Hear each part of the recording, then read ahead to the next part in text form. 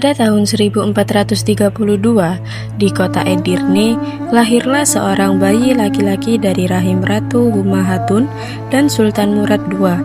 Bayi itu diberi nama Mehmed bin Murad, kelak dikenal sebagai Sultan Al-Fatih, sang penakluk agung. Sejak kecil, Al-Fatih tumbuh dalam lingkungan istana yang syarat ilmu dan nilai-nilai Islam. Ayahnya mendidiknya dengan disiplin tinggi, menanamkan nilai iman, tanggung jawab, serta cinta terhadap ilmu pengetahuan dan kejayaan Islam.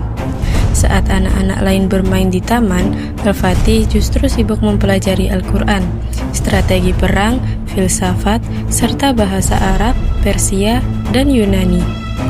Di usia belia, Al-Fatih sudah hafal seluruh isi Al-Quran.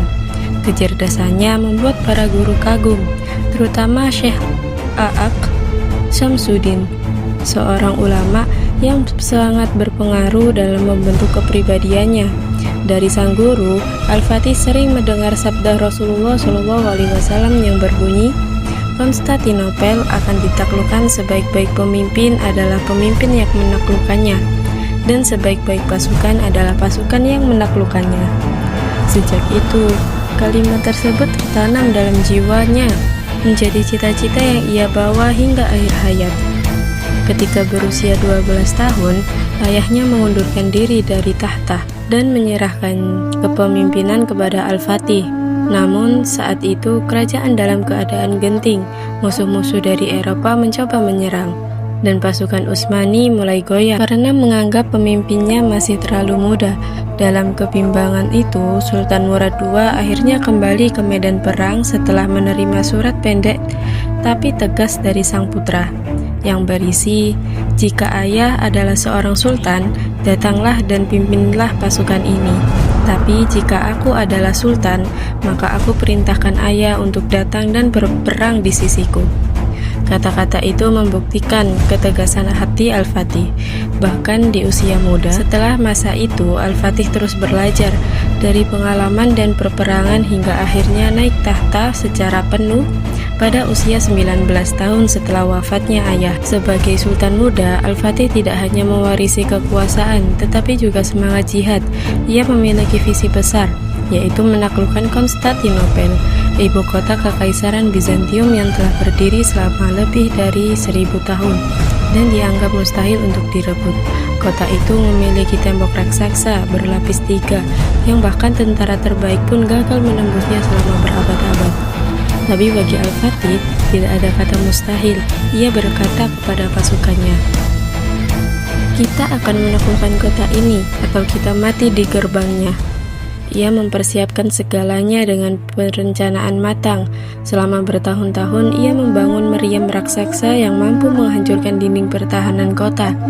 Meriam yang pada masa itu adalah senjata paling dahsyat di dunia. Ia juga memperkuat angkatan laut dengan ratusan kapal perang dan melatih tentaranya dengan disiplin tinggi. Pasukannya mencapai lebih dari 200.000 prajurit, didukung oleh ilmuwan, insinyur, dan ulama yang terus membakar semangat jihad. Pada tanggal 6 April 1453, pengepungan Konstantinopel pun dimulai.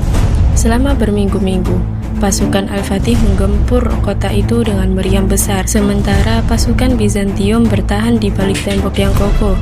Namun, perlawanan Bizantium bukan hal mudah. Mereka dibantu oleh pasukan Kristen Eropa yang menganggap Konstantinopel sebagai benteng terakhir agama mereka. Salah satu tantangan terbesar adalah rantai baja raksasa yang membentang di mulut teluk Golden Horn, menghalangi kapal Utsmani untuk masuk. Tapi Al-Fatih tak kehabisan akal. Dengan kecerdikan luar biasa, ia memerintahkan agar kapal-kapalnya dipindahkan melalui darat. Dalam satu malam, ratusan kapal ditarik menggunakan batang kayu yang dilumuri minyak dari atas bukit melewati jalur darat menuju sisik teluk. Ketika pagi tiba, penduduk Konstantinopel terkejut melihat armada Utsmani telah muncul di belakang benteng mereka. Serangan besar-besaran pun dimulai. Suara takbir menggema di seluruh langit. Ribuan panah melesat, meriam mengguncang bumi, dan pasukan muslim terus maju tanpa rasa takut. Dalam serangan terakhir tanggal 29 1453, Al-Fatih sendiri turun ke medan perang, memimpin pasukannya dari depan sambil berseru lantang, "Allahu Akbar, jangan berhenti sampai bendera Islam berkibar di atas dinding Konstantinopel." Setelah perjuangan panjang selama 53 hari, akhirnya tembok Konstantinopel pun runtuh. Kota itu jatuh ke tangan pasukan Islam, dan Al-Fatih masuk dengan penuh wibawa. Ia tidak membalas dendam, tidak pula menghancurkan kota itu. Sebaliknya, ia memberi jaminan keamanan bagi penduduk, membuka kembali gereja-gereja, dan menjadikan kota itu sebagai ibu kota baru Kekaisaran Utsmani dengan nama Istanbul. Al-Fatih lalu berjalan menuju gereja terbesar di dunia saat itu, yaitu Hagia Sophia. Di sana, ia bersujud dan memerintahkan agar tempat itu dijadikan masjid sebagai simbol bersatunya ilmu, iman, dan kekuasaan di bawah cahaya Islam. Ia tidak menaklukkan untuk kemuliaan diri, tetapi demi tegaknya kalimat Allah di muka bumi. Sepanjang hidupnya, Al-Fatih dikenal sebagai pemimpin yang adil, bijaksana, dan haus ilmu. Ia mencintai para ulama, menghormati rakyat, dan terus memperluas kekuasaan Islam ke Eropa Timur. Tapi yang paling diingat dari dirinya bukan hanya kemenangan militernya, tetapi keikhlasan dan keyakinan bahwa setiap kemenangan adalah milik Allah semata. Ia wafat pada usia 49 tahun setelah menunaikan banyak janji perjuangan, meninggalkan warisan peradaban besar yang mengubah wajah dunia. Kisah ini mengajarkan bahwa keikhlasan dan ilmu adalah dua kunci kemenangan. Al-Fatih menaklukkan bukan dengan senjata, tapi dengan iman dan kecerdasan. Ia membuktikan bahwa cita-cita setinggi langit bisa diraih oleh mereka yang bersungguh-sungguh, berani bermimpi, dan tidak pernah menyerah.